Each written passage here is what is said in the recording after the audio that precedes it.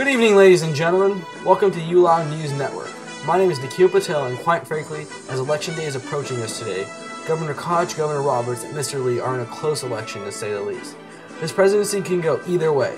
In today's broadcast, we have a recorded feed from the debate in room I-109, interviews with each candidate, and a recent poll that was taken. Here now is Lauren Caucasian with information on the debate. Nikhil. The election is a very close toss-up between the two candidates, Alex Koch and Molly Roberts, with a few votes on the side of third-party candidate Cameron Lee. The election was heavily figured to be decided by the debate, and it did not disappoint. Major issues were discussed, such as social justice. You don't let people vote on your rights. I would be very offended at this point if somebody said, you know what we should do? Have a California vote to see if women can vote. It's a right. You can't let people vote on it. You can't have a gay couple in Mississippi waiting for the state to say that they can get married. You can't. Maybe in California, that's more feasible. In New York, it was more feasible. But not in these southern states that are never going to do it without some sort of federal interference. Thank you. As our candidate stated in his opening speech, marriage is the #1 cause of divorce. However, we believe that either everybody can get married or nobody can. And if it's the latter, we're ready to abolish marriage entirely. But if it's the former, why restrict it to just gay people? Shouldn't everyone have the right to marry whomever or whatever they know? That's offensive. That's offensive. No, we're not Right, going time's there. up. It Andy. Next question. I'm sorry, so go back to Very 30 seconds. Very brief. Yep, sorry. In response to you, I believe that the decision is actually left up to a vote at no matter what level you it's at the state level or the federal level. It's up to a vote. However, the decision still should be the states because the states reflect a more localized approach. Now, of course, this is a right, and I'm a full advocate of rights, but I do believe that this will pass well in states like Alabama and Georgia, where there's probably realistically one gay or lesbian. Healthcare. How do you propose to fund this universal health care if so many people are going to be opting out and choosing to use private health care? By using government downsizing, we effectively, by having a smaller government, we don't have to spend more. Makes sense, correct? By having this privatization, we lend half the cost to private industries where we have no control over, we don't need to control them. This privatized approach would make the government smaller, so more people would opt out, so we don't have a less side in the actual healthcare, therefore less strain on having us to pay for it. Well, the Democratic Party believes in universal single-payer health care because we believe that no American should go broke just because they fall ill, and no child should be turned away just because their parents can't pay for it. Education. Where the majority of people have a college education, where it's normal for everybody to go to a 4-year college. Now, I know in the short term that this may seem almost an impossible feat, but with such laws as encouraging colleges and high schools to use technology to their advantage, such as with online books, resources which could cut down dramatically on paper use and costs, and to increase funding. Along with a few inputs by the candidates on their stance and goals for the country. Are you dissing Nickelback? Really? Uh-oh. I'm teasing. I happen to really like Black Licorice too, so. Can someone bring a Nickelback song online, please? I don't know Nickelback. You're lucky. You hear them all. Don't do it, he's better. I have been presented with a very difficult question. Choosing between a rock and a hard place. A rock and roll. Not rock and roll. But I do not agree with the philosophy of Nickelback, for that implies giving tax returns and lowering taxes from the rich. I do not want to give a nickel back. In fact, I want to take a nickel away. And black licorice, that's just racist. Racist to all the other types of licorice out there. There's red licorice, and in fact, there are many other colors of licorice that don't get as much attention as black. The debate had an impact on the results of the poll that was conducted before and after the debate, which we will go over later.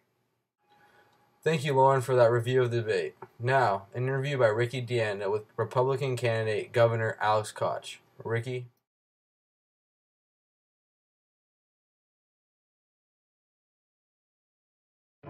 So, Governor Koch, what can you bring to this country? I feel as though I can really bring a sense of can-do attitude. As you know, my business has been quite successful, and it's because I have this always you can achieve more attitude. That's where I really felt that I could take this ideology and apply it to this government and run this country to success. Okay, let's talk over here. Now, would you run our government like a business? I mean, after all, you are a very successful entrepreneur. Thank you. Well, I prefer not to say run like a business, but I want it to be successful like a business. For example, a lot of people have this negative connotation saying, oh, you're going to run it like a business, it'll be cold, hard, make your decisions. But that's exactly what this country needs. I mean, the status we're in now clearly shows that our current business plan, which you like to say, is not working. We need to have strict, standardized things with emphasis on the privatization of the industry to really bring back profits and tax revenues so we can spend things on social programs and keeping taxes low. Without this, our country is going to falter. And the last question, how was your life as a child? Did anything or anyone influence you to become a politician? Ah yes, I'm glad you asked me about this. As you know, my parents are both immigrants from this country. And actually, the reasons they came to the United States was because of the opportunities present both in business and politics. My mother came from Mexico, and as you know, the current standings in Mexico is less than ideal. My dad actually moved to America because it's in Germany, where he moved from, has strict restrictions on politics, business opportunities, and social standings. He came to this country so he could thrive, and he put that influence on me, and that's why I became a politician. Alright. Although Mr. Lee was unable to answer some questions, his spokesman, Anthony Kadanian, volunteered his time to be interviewed. So, spokesman Kodanian, I got some questions for you. This will be a quick interview, so take a walk.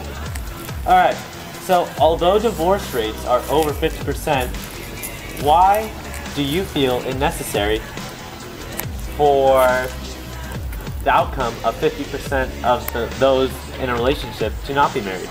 Well, what my candidate and the party was really trying to get across was the fact that in this country of ours where some people marry and some people don't, that either everyone has the right to marry or nobody does. And if this country refuses to give the right to marry to all those who deserve it, well then we'll just have to abolish marriage. Because it's not fair that some people get to and others. Either everyone marries or no one does. Okay. So, what is the reason for opening our borders to a Chinese invasion? Isn't that the president's job to protect its U.S. citizens? Well, it's funny you mentioned that, because what the candidate, Mr. Lee, was trying to get across was not necessarily an invasion of China itself, but an invasion of the onrush of our employees coming back home, of jobs coming from China back to America. And so it's more of a metaphorical invasion of China. Okay, and how was your life as a child? Did anything or anyone influence you to become a politician? Well, my life as a child was a long and difficult one. But one of the main things that came out was how our system is presented with these two bipolar parties. When I wanted and our candidate, Cameron Lee, wanted a third party. Someone to be not radically left or radically right, but radically moderate. Alright, well thank you, and that will conclude the interview for today. And now a candid Q&A session with Governor Molly Roberts of the Democratic Party. So, Governor Roberts, I have some questions for you for this interview today.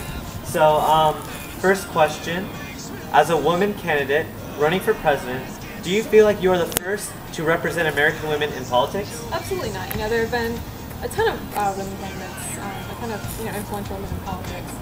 I mean, even starting with first ladies, like Eleanor Roosevelt, who wasn't a candidate necessarily, but she definitely did represent women in a political setting. And there have been tons of women.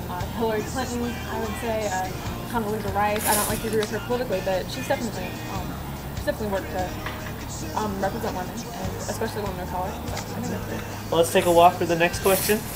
Alright, so how do you feel about your competing candidates, and what do you think you can provide to this campaign, unlike those?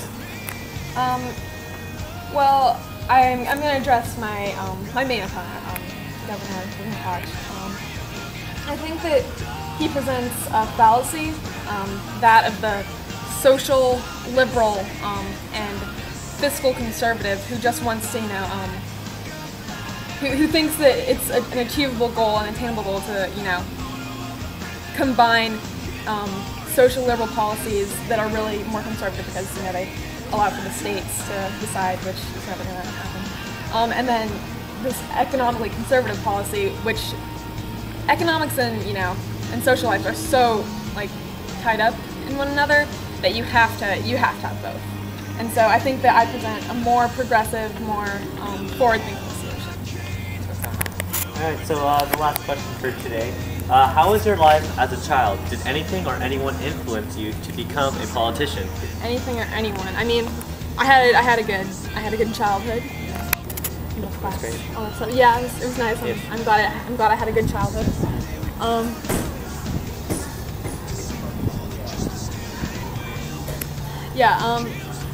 Who influenced me to be in politics? Joe Biden, for one, because he's very a huge supporter of women's rights. He's done a lot of great things for women's rights. Hillary Clinton, for sure, because she was such a inspiring woman candidate, inspiring female figure in politics. I guess on a more local level, just like my teachers and the people in my life, my parents. All right. Well, I guess that ends it today. So thank you. No problem. And that concludes the interview portion of our broadcast. Now, Lauren Caucasian is back with information about how the people thought the debate went. Good, perfect. The class poll that was taken before and after the debate garnered some interesting results.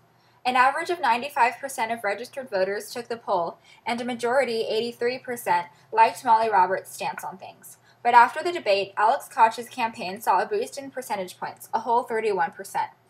After the debate, the polls showed 37% of support for Governor Koch, 47% for Governor Roberts, and unfortunately, 0% for third-party candidate Cameron Lee. 100% of voters voted on who has a better policy for the economy. The governors witnessed a 3% increase in both of their campaigns to be within 7% of each other. Mr. Lee went from 13% of support to 7% following the debate. On the issue of health care, welfare, and other social programs, Governor Koch dropped down 8 percentage points, while Governor Roberts saw an increase by 16%. Mr. Lee dropped as well by 6%. Regarding social justice, a very controversial issue, the numbers stayed particularly as expected. Governor Koch's view of leaving the issue of gay marriage up to the states resulted in a 10% decrease, while the Roberts campaign was given a 14% increase. The underdogs, the Lee campaign, decreased 4% and is currently taking 3% of the 93% of registered voters' polls. Regarding education, both governors saw a slight increase in their support. Mr. Lee saw a 10% drop. The current results for who has a better policy remains as follows: 40% for Governor Koch, 60% for Governor Roberts, and 3% for Mr. Lee. And to conclude on the issue of helping the environment improve, Governor Koch and Mr. Lee stayed stagnant at 27% and 7%, while Governor Roberts saw a slight increase. Those numbers stay momentarily at 27% for Koch, 67% for Governor Roberts, and 7% for Mr. Lee.